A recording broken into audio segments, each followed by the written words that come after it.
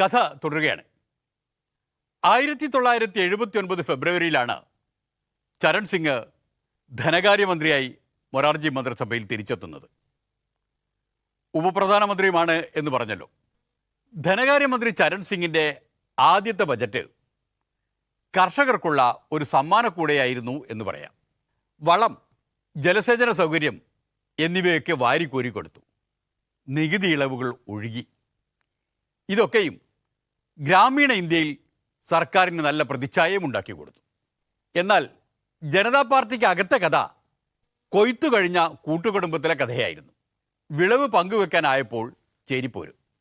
ചരൺ സിംഗും ജഗജീവൻ റാമും ഉപപ്രധാനമന്ത്രിമാരാണ് എന്ന് പറഞ്ഞല്ലോ. അവർ പരസ്പരം പോരിലാണ്. പരസ്പരം പോരടിച്ചുകൊണ്ടിരിക്കുന്ന രണ്ട് ഉപപ്രധാനമന്ത്രിമാരും പ്രധാനമന്ത്രി മൊറാർജി ദേശായിയുമായിട്ടും പോരിലാണ്. ജനതാ പാർട്ടി എന്ന പാർട്ടിയിലെ ചേരുവകളായ ഘടക പാർട്ടികളൊക്കെയും അവരുടെ തനത് സ്വഭാവം മെല്ലെ പുറത്തെടുത്തു തുടങ്ങി. ജനതാ പാർട്ടി ലയിച്ചു ചേർന്നതിന് ഏറ്റവും നല്ല ഉദാഹരണമായിരുന്നു ജനസംഘം.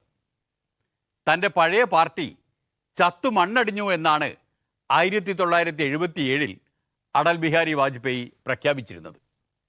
എന്നാൽ 1979 ആയപ്പോഴേക്ക് ജനസംഘക്കാർക്ക് ഇപ്പോഴും കൂറ് RSSനോടാണ് എന്നൊരു തോന്നൽ ജനതാ പാർട്ടിക്കകത്ത് തലപൊക്കി.